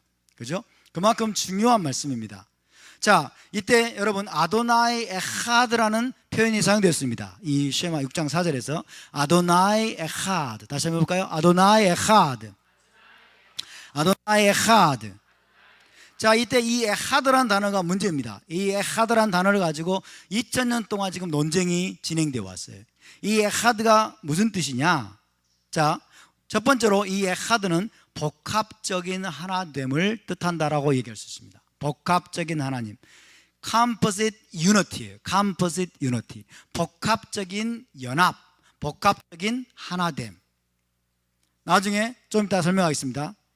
그 다음에 두 번째로 그 어떤 신이나 존재와도 비교할 수 없는 유일무이한 하나님. 그 누구와도 비교할 수 없는 유일무이한 하나님. 그래서 온 세상이나 온 우주에서 오직 하나밖에 없으신 하나님. 할렐루야. 오직 하나밖에 없으신 그 하나님을 또 나타내는 단어입니다. 아도나이 에하드. 자, 쉐마 명령의 구조를 보면요, 자, 6장 4절의 구조를 보면 세 가지 구조로 되어 있어요. 이스라엘아 들으라, 우리 하나님 여호와, 오직 유일한 여호와, 이렇게 되어 있어요. 자, 쉐마 이스라엘, 아도나이 엘로헤이누, 아도나이 에하드. 자, 쉐마 명령의 구조입니다. 이것이 첫 번째, 쉐마 이스라엘, 이거는 뭐예요? 명령입니다. 명령. 이것은 하나님의 명령입니다. The command. 쉐마, 들으라, 이거 들으라. 누구에게 들으라고 말하고 있어요? 이스라엘아 들으라. 온 이스라엘 나라를 향하여 너희는 들어라. 모든 일을 멈추고, 하던 일을 멈추고, 귀를 기울여서 듣고 들은 대로 순종하라 라는 의미가 포함됩니다. 들었는데 순종하지 않는다면 들은 거예요, 안 들은 거예요? 안 들은 거죠? 그렇죠? 들었는데 순종이 없어요. 그러면 안 들은 겁니다. 그죠? 저 가서 저거 좀 가져와. 요거를 경상도 말로 저거 가와 이런다고 그러더라고요. 저거 가와 이런데요. 그러면 알아먹는데요, 경상도 사람들은. 우리는 못 알아먹는데. 저거 가와. 예. 그런다고 그러더라고요. 근데 가져오라고 했는데 오케이 알았어요. 그리고 안 가져와요. 그러면 들은 거예요, 안 들은 거예요? 안 들은 거죠. 너희는 안식일을 기억하여 거룩하게 지키라. 하나님이 우리에게 말씀하셨는데 오늘날 크리스찬들은 안식일을 안 지키고 있죠. 샤밧을. 그죠? 들은 거예요, 안 들은 거예요? 하나님 말씀은 안 들은 거예요. 이스라엘아 들으라. 누구에게 들으라고 하고 있어요? 이스라엘아. 하나님은 어떤 하나님이세요? 이스라엘의 하나님이십니다. 하나님은 다른 열방의 하나님이 아니에요. 하나님은 가장 먼저 이스라엘의 하나님이세요. 그래서 우리가 누구인가를 아는 게 중요합니다. 우리는 이스라엘일까요, 아닐까요? 저와 여러분은 이스라엘일까요, 아닐까요? 이스라엘입니다. 이스라엘이 누구입니까? 누가 이스라엘입니까? 저 유대인들만 이스라엘일까요? 저 중동의 이스라엘 나라에 사는 유대인들만 이스라엘일까요? 아닙니다. 중동의 이스라엘 안에도 이스라엘 아는 자들이 있죠. 누가 이스라엘 아니죠? 이스라엘 시민권도 가지고 있는데 그들도 세상 유대인들도 이스라엘이에요. 중동에서 이스라엘 시민권도 가지고 있는데 이스라엘 아닌 자들이 있어요. 아랍 사람들이에요. 아랍 사람들. 그죠? 아랍 사람들은 여러분 예루살렘에 사는 아랍인들은 이스라엘 시민권이 있어요. 이스라엘 시민권이 있는데 이스라엘이 아니에요. 왜? 이스라엘의 하나님을 섬기지 않기 때문에. 아멘. 성경에 나와 있는 여호와 하나님을 섬기기로 결단하고 작정한 자들은 전부 다 이스라엘입니다. 우리는 다 이스라엘입니다. 왜? 성경에 나타나는 하나님이 이스라엘 하나님인데 그 하나님을 나의 하나님으로 섬기기로 했으면 내가 이스라엘이지. 맞습니까? 답사 우리는 이스라엘입니다. 여러분에게 당신도 이스라엘입니다. 그러니까 하나님이 그 이스라엘에게 명령하는 거예요. 이스라엘에게. 이것이 명령입니다. 쉐마. 답사 쉐마. 쉐마. 모든 일을 멈추고 혹은 너희의 고정관념을 내려놓고 너희의 모든 전 이해들을 내려놓고 나에게 집중해 보아라. 이 내가 너에게 하려고 하는 명령에 집중해서 알아들어라. 좀 알아들어라. 너희의 고정관념 버리고 선입견 버리고 히브리어로 말하고 있는 내 말을 알아들으라고 말씀하는 거예요. 듣고 그리고 행하라. 순종하라. 이 명령으로 시작되고 있습니다. 그래서 여러분 이 말씀이 너무나 중요하기 때문에 지금 유대적인 신앙에 있어서 쉐마 낭송은 제2성전 기호로 너무너무 중요합니다. 제2성전 기호로 유대인들은 여러분 하루 2번의 기도 시간에 샤카리트 기도와 마아리브 기도 시간에 아침 기도, 저녁 기도 시간에 이 쉐마를 낭송합니다. 그리고 대속죄일 예배를 마칠 때 쉐마를 낭송합니다. 잠자리에 들 때 베드타임 쉐마예요. 잠자리 들 때 아이들에게 쉐마를 여러분 들려주고 자기 자신도 쉐마를 낭송합니다. 그리고 네 번째로 죽음 직전이나 순교할 때 수많은 유대인 순교자들이 쉐마를 여러분 선포하면서 순교를 당했어요. 죽음 직전이나 순교할 때 이 쉐마를 낭송합니다. 이 밖에도 여러분 하루에 몇 번씩이라도 여러분 쉐마를 수시로 또 선포하고 낭송합니다. 끊임없이 자기 자신에게 상기시키는 거예요. 끊임없이 너는 여호와 하나님의 말씀을 들어야 된다. 할렐루야. 계속 여러분 자기의 정체성을 먼저 일깨우죠. 쉐마 이스라엘, 너는 이스라엘이다. 너는 이스라엘이기 때문에 너는 들어야 된다. 너는 듣고 순종해야 된다. 할렐루야. 그래서 쉐마 이스라엘을 우리가 고백하는 것은 너무너무 중요합니다. 저와 여러분도 하루에 수시로 아침에 일어나서 저녁에 잘 때 여러분 그리고 일할 때 생각나는 대로 쉐마 이스라엘을 여러분 낭송하시기 바랍니다. 쉐마 이스라엘을 선포하시기 바랍니다. 자기 자신에게 선포하는 거예요. 자기 자신에게 너는 이스라엘이다. 이스라엘이니까 들어야 된다. 할렐루야. 쉐마 이스라엘. 따라서 쉐마 이스라엘. 네, 이것이 하나님의 명령입니다. 두 번째는 이제 선언입니다. 선언. 아도나이 엘로헤이누. 이것은 선언입니다. 하나님의 선언이에요. 아도나이 엘로헤이누. 여호와가 우리 하나님이시다. 할렐루야. 그러니까 여호와를 자기 하나님으로 모신 자들은 누구예요? 이스라엘이에요. 아멘입니까? 여호와가 여러분의 하나님이십니까? 아, 나는 예수님인데요. 이렇게 생각하면 곤란해요. 난 여호와가 아니라 예수님인데요. 이거는 정말 말도 안 되는 거죠. 여호와가 우리 하나님이세요.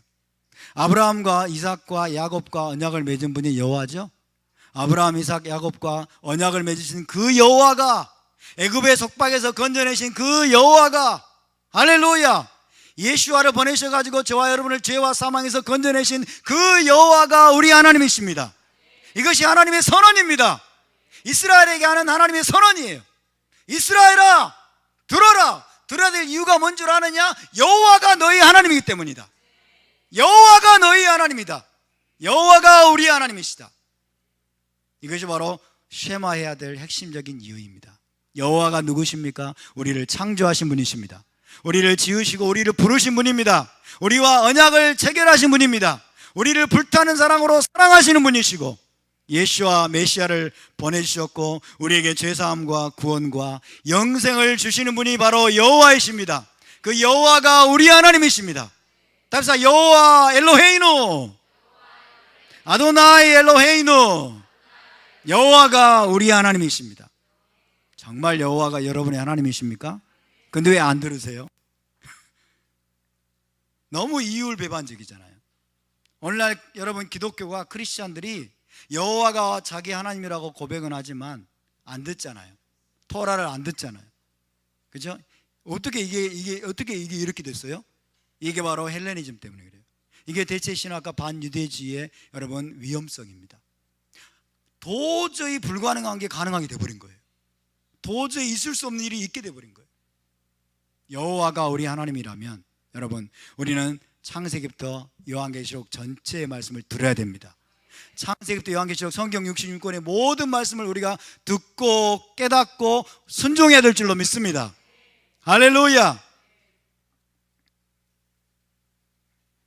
세 번째는 이제 진술입니다. The description. 그것이 뭐냐면 아도나이 에하드입니다. 아도나이 에하드. 따라서 아도나이 에하드. 아도나이 에하드. 예, 첫 번째 쉐마 이스라엘은 명령입니다. 아도나이 엘로헤이누는 선포입니다. 선언. 그리고 아도나이 에하드는 진술입니다. 자기 자신을 하나님을 묘사하는 거예요. 여호와는 에하드이시다. 여호와는 에하드이시다. 여러분 유대 랍비들은 이 에하드를 단일적인 하나됨으로 이해합니다. 단일적인 하나됨, singular unity. 유대 랍비들은 이것을 그냥 일이랑 일. 다른 가능성은 없어요. 하나님은 그냥 일이에요, 일. singular unity. 그죠? 이것도 전적으로 틀린 것은 아니에요. 그러나 문제가 있습니다. 이런 해석은.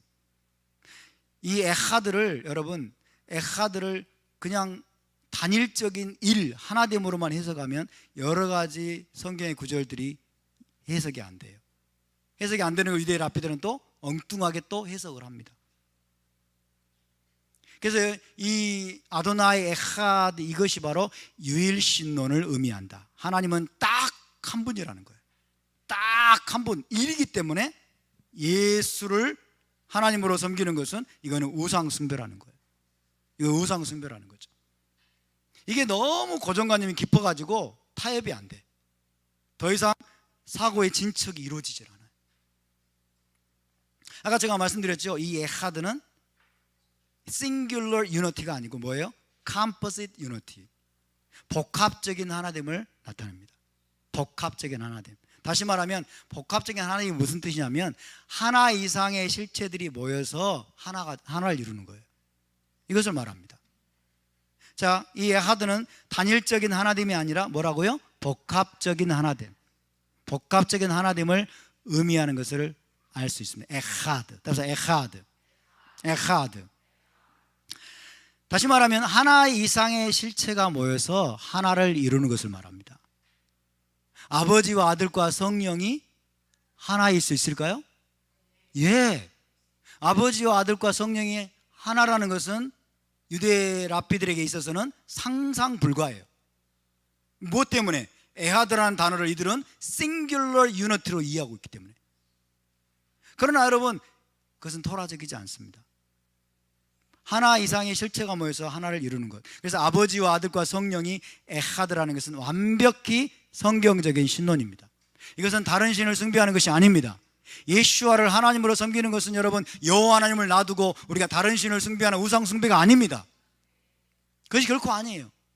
에하드가 하나 이상의 실체가 모여서 하나를 이루는 것에 대한 성경 구절을 증명하는 구절이 있을 수 있을까요? 있습니다. 먼저 창세기 2장 24절입니다. 시작. 이러므로 남자가 부모를 떠나 그의 아내와 합하여 둘이 한 몸을 이룰지로다. 남자와 여자가 뭐예요? 바사르 에하드, 원 바디. 원 바디. 사실은 몇 개예요? 둘입니다. 근데 사실은 몇 개예요? 하나입니다. 그죠? 둘이 모여서 하나가 되는 거예요. 이때 바사르 에하드라는 단어를 써요. 에하드. 일, 그냥 singular 일은 히브리어로 야하드라고 그래요.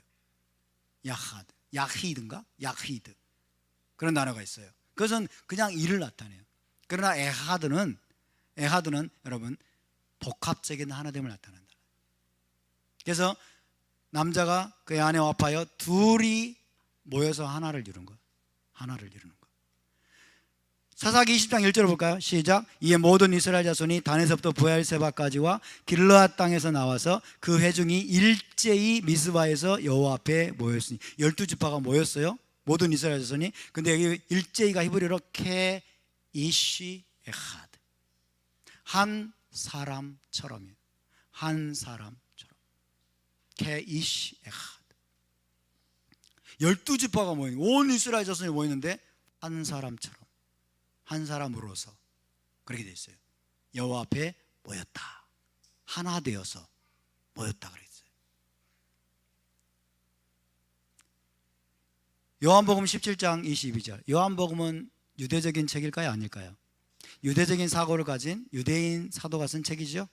요한복음 17장 22절에서 유대인 예수와께서 말씀하십니다. 유대인 예수와께서 이렇게 말씀합니다. 시작. 내게 주신 영광을 내가 그들에게 주었사오니 이는 우리가 하나가 된 것 같이 그들도 하나가 되게 하려 함이니이다. 할렐루야. 예수와께서 마지막으로 여러분 기도하고 십자가로 가셨는데 마지막 기도가 에하드를 위한 기도이십니까? 에하드를 위한 기도예요. 유대인과 이방인이 여러분 에하드를 이루는 것. 교회 안에 모든 성도들이 여러분 예수 안에서 에하드를 이루는 것. 근데 그 모델이 뭐냐면 아버지와 아들이 하나인 것처럼, 아버지와 아들이 에하드인 것처럼. 그죠? 아버지와 아들은 에하드입니다.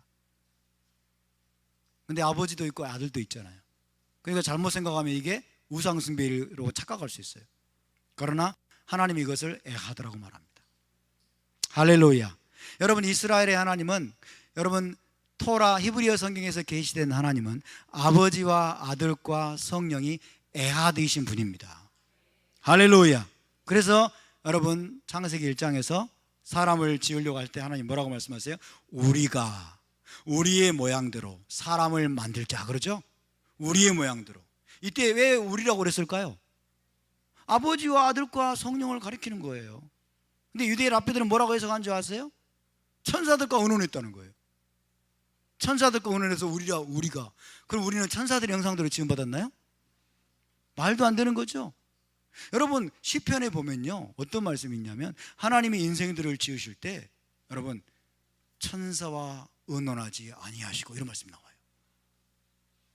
천사와 의논하지 않고 다른 누구와도 의논하지 않고 하나님이 단독적으로 행하신 것이 여러분 창조 사건이고 우리를 지으신 사건입니다. 할렐루야. 하나님이 단독적으로 행하셨는데 여기서는 우리라고 해서 우리가 우리의 형상대로 사람을 만들고, 그래서 하나님 안에는 하나님은 에하드이시지만 여러분 하나님은 아버지와 아들과 성령으로 역사하시는 분임을 믿으시기 바랍니다. 그 아버지와 아들과 성령이 완벽한 에하드를 이루고 계십니다. 어떤 불일치도 없고 어떤 충돌도 없습니다. 구약과 신약은 하나입니다. 할렐루야. 유대인과 여러분 비유대인 신자들은 예수 안에서 하나입니다. 온 이스라엘은 하나가 되어야 됩니다. 에하드가 되어야 됩니다. 그러고 보니까 복합적인 하나됨을 이루어야 될 것이 너무 많죠. 그죠? 이게 에하드의 개념이에요. 예수와께서는 마지막으로 여러분 십자가에 달리시기 전에 에하드가 깨질 걸 아셨던 거예요. 에하드가 깨질 걸 아시고 주님이 승천하신 이후에 시간이 지나면서 여러분 유대인과 이방인 신자들이 막 깨지고 붕괴되고 서로 죽이고 살려고 이런 거를 아마 아셨던 것 같아요. 내다보시고 에하드를 위해서 하셨어요. 에하드를 위해서. 아버지와 아들이 하나인 것처럼 우리가 하나인 것 같이 저들도 하나됨을 이루게 도와주십시오. 에하드를 이루게 도와주십시오. 여러분 우리가 토라 안에서 에하드가 될 수 있기를 바랍니다. 아멘. 저와 여러분이 에하드가 될 수 있기를 바랍니다. 우리 각자 여러분 여러 명이지만 개체수가 많지만은 그러나 우리가 토라 안에서 예수 안에서 이스라엘 안에서 에하드가 될 수 있음을 믿으시기 바랍니다. 그러니까 이 에하드는 여러분 싱귤러 유니티가 맞아요? 복합적인 유니티가 맞아요? 복합적인 유니티예요. 복합적인 하나됨을 가리키는 단어예요. 그렇다고 유대인하고 가서 지금 싸우지 마세요.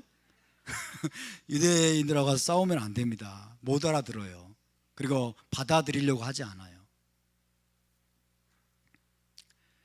자, 이 하나님은 비길 데 없는 하나님이십니다. 또한 아도나이 핫, 여호와는 다른 어떤 신과도 비교할 수 없는 유일무이하신 하나님으로 우리가 해석할 수 있습니다. 이 에하드를 그 하나님이 다른 어떤 민족과 또 비교할 수 없는 유일무이한 이스라엘을 통해서 자기를 나타내십니다. 따라서 하나님은 유일무이하신 분입니다.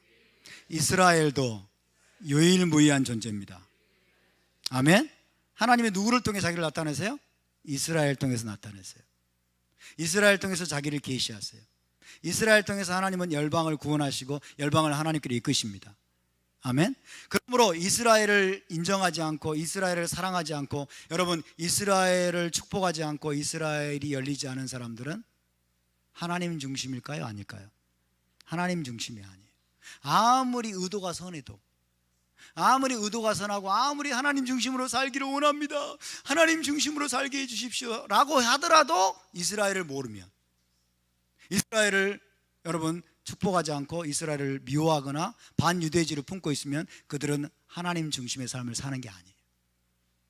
이해되십니까? 왜? 이스라엘은 유일무이합니다. 다른 이스라엘 있어요? 아닙니다. 자, 그래서 여러분 요약해 보면 독특하신 하나님이 유일무이하다, 유일무이하신 하나님, 이것을 제가 독특하다, 영어로 유니크라고 되어 있는데 참 번역하기 쉽지 않아요. 유니크한 하나님이, 아주 독특하신, 무엇과도 비교할 수 없는 이 독특한 하나님이 독특한 이스라엘을 선택하시고 독특한 토라를 주셨어요. 그래서 그것을 살아내게 하심으로써 이 독특하신 유일무이한 하나님을 온 세상에 전하고 알리게 하셨습니다. 그래서 신명기 4장 6절에서 8절은 바로 그것을 말씀하고 있습니다. 여러분, 이 유일무이하신 하나님이, 독특하신 하나님이 이스라엘에게 말씀하는 거예요. 독특하게 하나님이 세우신 이스라엘에게 말씀하시는 거예요. 내가 너에게 준 유일무이한 이 토라를 너희가 지켜 행해라. 지켜 행하면 열방이 나를 알게 될 것이다. 아멘. 함께 읽습니다. 시작. 너희는 지켜 행하라. 이것이 여러 민족 앞에서 너희의 지혜요 너희의 지식이라. 그들이 이 모든 규례를 듣고 이르기를 이 큰 나라 사람은 과연 지혜와 지식이 있는 백성이로다 하리라. 우리 하나님 여호와께서 우리가 그에게 기도할 때마다 우리에게 가까이 하심과 같이 그 신이 가까이함을 얻은 큰 나라가 어디 있느냐. 오늘 내가 너에게 선포하는 이 토라와 같이 그 규례와 법도가 공의로운 큰 나라가 어디 있느냐. 여러 민족이 이 모든 규례를 듣고 토라를 듣고 이 큰 나라 사람은 과연 지혜와 지식이 있는 백성이로다. 그리고 돌아서 가버릴까요? 돌아서 간단 말이 아니고 그걸 통해서 여호와 하나님을 알게 된다는 거죠. 여러분, 이것이 바로 이스라엘의 부르심입니다. 이스라엘의 부르심은 열방에게 하나님의 증인이 되는 겁니다. 열방을 향해서 하나님의 증인이 되는 거예요. 그래서 유일무이하신 하나님이 유일무이한 독특한 이스라엘을 세우셨어요. 하나님의 유일무이한 증인입니다. 다른 증인을 세우지 않으셨어요. 이스라엘을 제쳐두고, 그죠? 유니크한 이스라엘을 증인으로 세우셔서 그들에게 여러분 유니크한 토라를 주셨어요. 유일무이한 아주 무엇과도 비교할 수 없는 토라를 주셔서, 자, 이스라엘과 토라를 통해서 하나님은 온 열방에게 하나님을 알게 하시는 겁니다. 온 열방에게 여러분 하나님을 알게 하고 하나님께로 돌아오게 만드시는 겁니다. 이것이 하나님의 방법입니다. 이것이 하나님이 역사하시는 원리예요. 이스라엘은 열방에게 하나님의 증인이 되도록 부름받았어요. 여기 때 여러분 큰 나라라고 하죠. 이스라엘이. 이스라엘은 큰 나라일까요? 작은 나라일까요? 큰 나라라고 되어 있으니까, 그죠? 이스라엘이 큰 나라다라고 하는 것은 영토적인 차원이나 숫자적인 차원이 아니에요. 이스라엘의 영토는 커본 적이 없어요. 숫자도 뭐 끽해봐야 얼마인데요, 그죠? 1억이 된 적이 없죠. 그래서 영토적이거나 숫자적인 차원이 아니라 영적인 차원을 말합니다. 영적인 차원에서 이스라엘은 고이 가돌입니다. 할렐루야. 큰 나라예요. 큰 나라. 왜? 크고 유일하신 하나님을 섬기기 때문에 그렇습니다. 가장 공의로운 토라를 가지고 있기 때문에 그렇습니다. 그래서 크고 놀라운 지혜와 지식을 가진 백성이기 때문에 이스라엘은 영적으로 큰 나라임을 믿으시기 바랍니다. 할렐루야. 그 큰 나라에 들어오신 여러분을 축복합니다. 그 큰 나라의 일원이 되신 여러분들을 환영하고 축복합니다. 할렐루야. 이스라엘은 고이 가돌입니다. 따라서 고이 가돌. 고이 가돌. 그 이스라엘을 하나님은 제사장 나라로 세우셨어요. 제사장 나라. 이스라엘은 열방을 향해서 하나님의 증인이 되어서 열방을 유일하신 참 하나님께로 인도하는 사명을 받았습니다. 무엇을 통해서 가능할까요? 이것은 가장 공의로운 토라를 실제로 살아냄으로써 가능하게 됩니다. 아멘입니까? 이스라엘이 열방을 믿지 않는 자들을 이스라엘 하나님께로 돌아오게 하는 길은 뭐예요? 토라를 살아내라는 거예요. 그래서 뭐라고 그랬어요? 사장 6절에서 지켜 행하라. 지켜 행하라. 지켜 행하면 온 열방이 믿지 않는 자들이 너희의 모습을 보고 그리고 이 규례를 듣고 과연 이 큰 나라 백성은 지혜와 지식이 있구나, 이것을 주신 하나님이 얼마나 아름다운 분인고 하고 그들이 하나님께로 돌아오게 될 것이다, 그런 뜻입니다. 아멘. 따라서 토라를 지킴으로써 전도하는 것입니다. 아멘. 토라를 지킴으로써 전도하는 거예요. 토라를 지키는 게 전도하는 거예요. 예수 전당 불신족 외친다고 전도하는 거 아닙니다. 그런 전도는 여러분 본질을 벗어난 거예요. 만약에 토라를 없애버리거나 토라를 준행치 않으면 어떻게 될까요? 토라를 없애거나 토라를 준행치 않는 것을 우리가 영어로 토라 리스니스라고 하시겠어요. 토라 리스니스. 토라 리스 그러면 토라가 없는 이런 뜻이에요. 토라 리스니스. 불법. 토라가 없음. 토라가 없으면 어떻게 되냐? 열방이 유일하신 참 하나님을 알 수 있는 길을 차단해 버리는 거예요.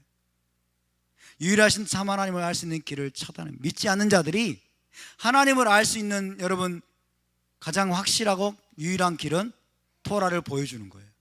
토라를 우리가 행하는 거예요. 토라를 우리가 지키는 거예요. 토라의 삶이 무엇인가를 우리가 그들에게 보여주는 것입니다. 아멘. 그래서 여러분 이것이 그렇게 중요하기 때문에 하나님은 이스라엘이 토라를 버렸을 때 가혹하게 징계하셨어요. 읽어보세요. 이스라엘 역사를 보세요. 토라를 이스라엘이 짓밟았어요. 이스라엘이 버렸어요. 이건 무슨 뜻이냐면 열방의 모든 민족들이 이스라엘 하나님께로 돌아올 길을 너희가 막았다는 거예요. 길을 막았기 때문에 하나님 이것을 가혹한 징계로 심판하시는 거예요. 오늘날에도 여러분, 세상 사람들이 가장 가증하게 여기는 게 뭔지 아세요? 기독교 크리스찬들의 위선이잖아요. 그죠? 기도는 뜨겁게 하고 찬양은 막 폭발할 것처럼 찬양을 하고 무대에서 막 찬양을 하는데 삶이 없어요. 삶이 없어요. 거룩한 삶을 보여주지 않는 거예요. 그죠? 거룩을 살아내지 않는 거예요. 가장 도덕적이고 가장 영적이고 가장 고상하고 여러분 거룩한 삶을 크리스찬들이 보여주지 않는 이 위선 때문에 세상이 지금 치를 떨잖아요. 교회에 대해서. 그죠? 말과 행동이 너무 다르기 때문에. 교회 가서는 너무나 거룩한 척하고 교회 예배 드릴 때는 너무나 경건하고 너무나 막 선한 사람들은 그처럼 교회에서 막 웃으면서 막 이렇게 인사하고 그러는데 세상만 나가면 세상 사람과 다를 바가 하나도 없어요. 그런 삶을 살면서 뭐라고 그래요? 예수 믿으세요. 교회 한번 가보실래요? 우리 교회 한번 나와보세요. 우리 교회 목사님 참 만담 잘하세요. 참 이야기도 좀 걸치고 가기 잘하시고 그리고 교회 오라고 한다는 얘기예요. 이런 거를 전도라고 말한다는 거예요. 이런 건 전도가 아니에요, 여러분. 아멘? 이런 건 전도가 아니에요. 그런 거는 위선입니다. 위선이에요. 하나님 뭐라고 말씀하세요? 모세를 통해서 지켜 행하라. 지켜 행하는 게 전도입니다. 지켜 행하는 게 하나님을 보여주는 겁니다. 토라를 지켜 행하지 않는 것은 그들이 하나님께로 돌아올 길을 막는 거예요. 이것은 하나님께 심각한 겁니다. 그래서 여러분 율법 폐기론이 얼마나 무서운지 아시겠죠? 율법 폐기론이나 율법 무용론, 율법은 끝났다, 율법은 폐해졌다, 율법은 이제 우리에게 상관이 없다, 이런 종류의 이론이 얼마나 무서운 말인 줄 알아요. 제사장 나라 이스라엘이 열방을 향해서 유일하신 참 하나님의 속성을 알게 하는 도구를 제거해 버리는 거예요. 하나님의 속성을 알게 하는 도구를 제거해 버리는 거예요. 그러나 진정한 복음 전도는 뭐예요? 토라를 준행함으로써 가능하게 됩니다. 토라를 준행하는 것. 여러분 하나님의 말씀대로 사시길 바랍니다. 토라대로 사시길 바랍니다. 토라를 준행하는 것을 계속해서 저와 여러분이 배워갈 수 있기를 바랍니다. 그동안 우리가 이것들을 배우지 않았기 때문에 여러분 배우는 데 시간이 걸리고 우리가 그럴 수 있지만은 계속해서 점점 우리가 토라의 준행자들로 계속해서 거듭날 수 있기를 주님의 이름으로 축복합니다. 자, 오늘 이 쉐마를 보시면요. 자, 읽어보겠습니다. 시작.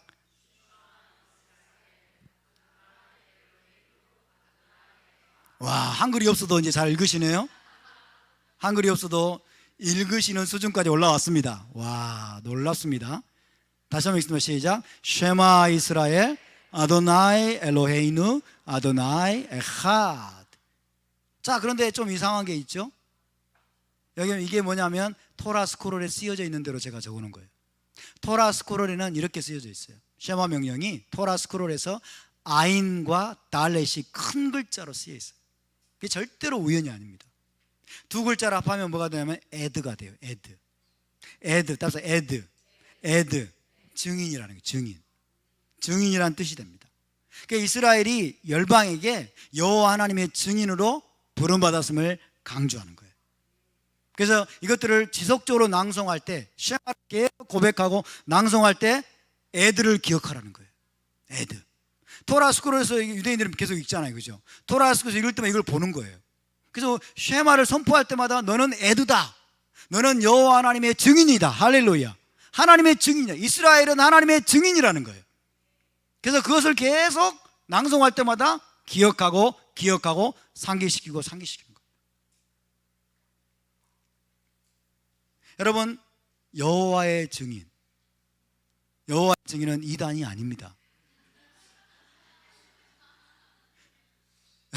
밖에 있는 여호와의 증인 이단이 아니란 말이 아니라 그들은 이단이에요. 그들은 이단일지 모르지만 여러분, 여호와의 증인은 그들이 여호와의 증인이 아니라 이스라엘 백성을 지칭하는 표현입니다.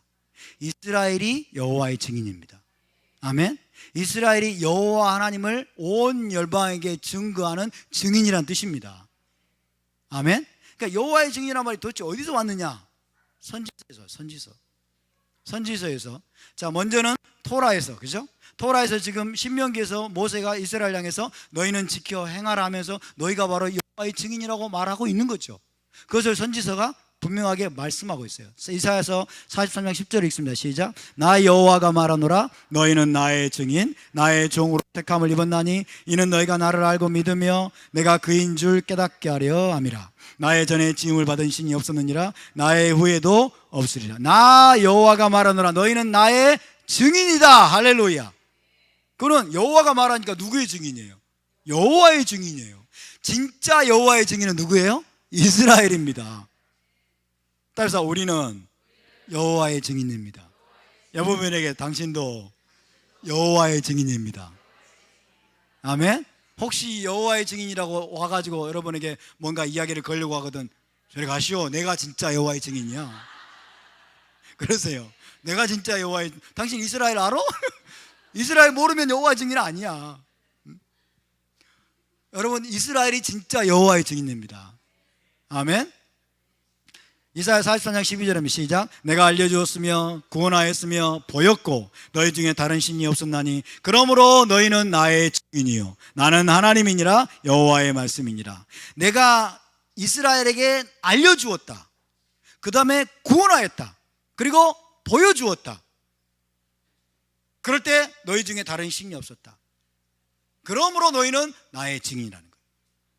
그러면 이스라엘에게 하나님이 나타났잖아요. 하나님이 이스라엘에게 보여주었습니다. 이스라엘을 구원했습니다. 왜 그렇게 했습니까? 여호와의 증인이다라고. 아멘. 여호와의 증인이다라고. 이스라엘에게 토라를 주셨어요. 왜? 여호와의 증인이다라고.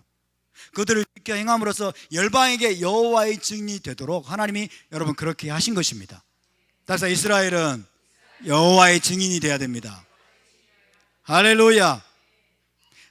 이사야 44장 18절입니다. 시작. 너희는 두려워하지 말며 겁내지 말라. 내가 예로부터 너희에게 듣게 하지 아니하였느냐 알리지 아니하였느냐. 너희는 나의 증인이라. 나 외에 신이 있겠느냐. 과연 반석은 없나니 다른 신이 있음을 내가 알지 못하노라. 내가 예로부터 너희에게 듣게 했고 너희에게 알렸으니 너희는 두려워하지 말고 겁내지 말고 이제 나의 증인이 되라는 것입니다. 여호와의 증인이 되어야 한다는 것이에요. 나 외에 다른 신이 없음을 너희가 알게 하라는 거죠. 그래서 여호와의 증인은 여러분 어떤 존재이냐? 여호와 하나님이 유일한 참 하나님이심을 열방에 증거하는 것입니다. 왜? 먼저 만났기 때문에, 먼저 알았기 때문에, 먼저 그분의 토라를 받았기 때문에. 어떻게 증거합니까? 토라에 순종하는 의로운 삶을 살아냄으로써 가능합니다. 할렐루야. 우리가 토라에 순종하는 의로운 삶, 선한 행실의 삶을 살아낼 때 여러분, 열방이 믿지 않는 자들이 여러분 우리를 통해서 하나님을 보게 될 것입니다. 여호와 하나님이 어떤 분인지를 알게 될 것입니다. 얼마나 그분이 공의로우신 분인지, 얼마나 그분이 아름다운 분인지를 여러분 알게 될 줄로 믿습니다. 우리 모두가 여호와의 증인이 될 수 있기를 바랍니다. 그다음 여호와 증인 찾아가지 마십시오. 여호와 증인 그 센터에 또 가지, 왕국회관 또 센터 가지 마시고. 사도행전 1장 8절입니다. 시작. 오직 성령이 너에게 임하시면 너희가 권능을 받고 예루살렘과 온 유대와 사마리아와 땅끝까지 이르러 내 증인이 되리라 하시니라. 구약에서는 여호와의 증인이라고 했을지 모르지만 신약은 달라요. 신약은 우린 예수님의 증인이에요. 똑같은 말입니다. 신약과 구약은 하나입니다. 여호와와 예수와는 한 분이십니다. 아멘. 우리는 여호와의 증인이면서 여러분 예수와의 증인입니다.